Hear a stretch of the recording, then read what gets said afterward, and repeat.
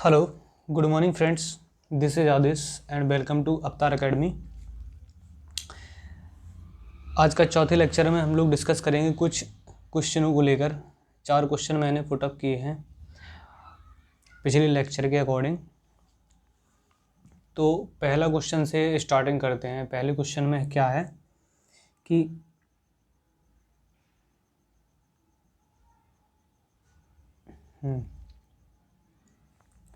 यदि एक समतल दर्पण के सम्मुख यानी कि सामने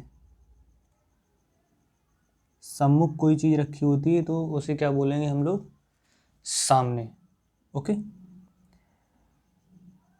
तो समतल दर्पण के सम्मुख 5 सेंटीमीटर लंबाई की एक पेंसिल रखी हुई है। ठीक है, एक क्या है? पेंसिल रखी हुई है, पेंसिल। और पेंसिल क्या चीज़ होती है? वस्तु होती है। ठीक है, पेंसिल क्या होती है? वस्तु होती है।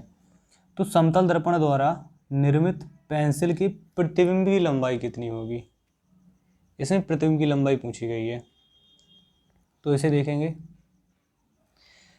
आपको बताया था मैंने समतल दर्पण के बारे में, समतल दर्पण के गुणों के बारे में। आप मेरा दूसरा लेक्चर देखेंगे तो उसमें मैंने समतल दर्पण के गुण बताए थे, 5 गुण बताए थे, जिसमें से दूसरा गुण कहता है कि समतल दर्पण द्वारा बने प्रतिबिंब का आकार वस्तु के आकार के बराबर होता है।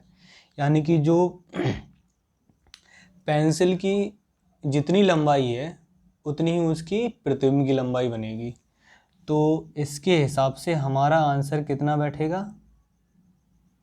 5 सेंटीमीटर। ओके।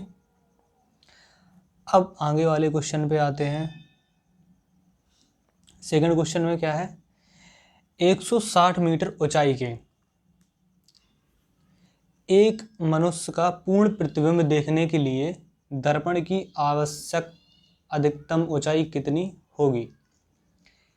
इसमें दर्पण की ऊंचाई को ज्ञात करना है। तो समतल दर्पण का जो तीसरा गुण था वो क्या था कि एच ऊंचाई के मनुष्य को, माना कि एच ऊंचाई, हाइट वाले को एच ऊंचाई बोलेंगे, एच ऊंचाई के मनुष्य को अपना पूर्ण प्रतिबिंब देखने के लिए समतल दर्पण की आवश्यक न्यूनतम ऊंचाई कितनी होनी चाहिए? h/2, h/2 आधी होनी चाहिए। तो इसमें जो ऊंचाई दी गई है वो कितनी दी गई है? 160 मीटर। ओके, 160 एच की जगह पे रख देंगे, नीचे बटे में रख देंगे 2 से हम काट देंगे तो कितना होगा? 80। और ये क्या है? मीटर में है। तो आंसर इज क्या हो जाएगा हमारा? 80 मीटर। ओके, अगले क्वेश्चन की ओर बढ़ते हैं।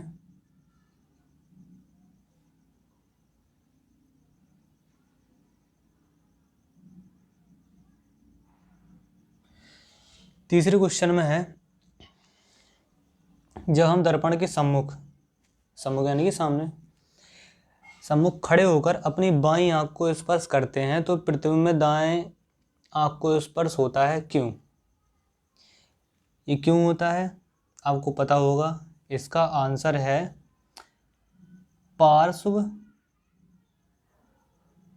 उत्क्रमण के कारण।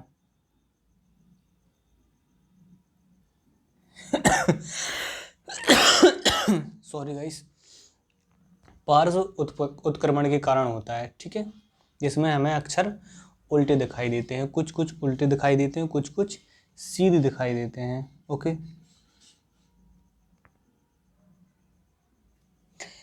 चौथा क्वेश्चन देखते हैं। यदि किसी अखबार को समतल दर्पण के सामने, जो प्लेन मिरर है उसके सामने रखकर अगर हम पढ़ेंगे तो क्या होगा? कारण सहित स्पष्ट कीजिए। कारण ही बताना है। तो इसके लिए क्या है कि जब हम, आंसर इसका होगा, आंसर आप लोग नोट डाउन करते रहना, मैं बोलता रहूँगा। जब हम किसी अखबार को समतल दर्पण के सम्मुख रखेंगे तो उसके अक्षर कैसे हमें दिखाई देंगे? उल्टे दिखाई देंगे। ठीक है, तो कारण क्या है? अक्षर हमें पार्श्व उत्क्रमण के कारण उल्टे दिखाई देंगे। ठीक है, आगे आपको समझ में अक्षरों का क्या होता है, साइड चेंज हो जाती हैं, अक्षरों की क्या होती हैं, हमें साइड चेंज हो जाती हैं। और आपको ये नोट डाउन भी करवाया था कि अंग्रेजी वर्णमाला में कुछ अक्षर ऐसे भी होते हैं जिनका पार्श्व उत्क्रमण पे कोई अनुभव नहीं, महसूस ही नहीं होता है। ठीक है, तो नोट डाउन में आप देख लेना, दूसरे लेक्चर में मेरा जो दूसरा लेक्चर डाला हुआ है फिजिक्स का, आप उस पर देख लेना, आपको पता चल जाएगा। ठीक है, तो ओके, थैंक यू गाइस। अगर आपको वीडियो अच्छा लगा हो तो लाइक कीजिए, शेयर कीजिए अपने दोस्तों को, सब्सक्राइब कीजिए और बेल आइकन को प्रेस कीजिए, ऑल नोटिफिकेशन को दबा के रखना आप, जिससे कि मेरी जो आगे आने वाली वीडियो हैं वो आपको रेगुलर मिलती रहें। Okay, thank you, bye bye.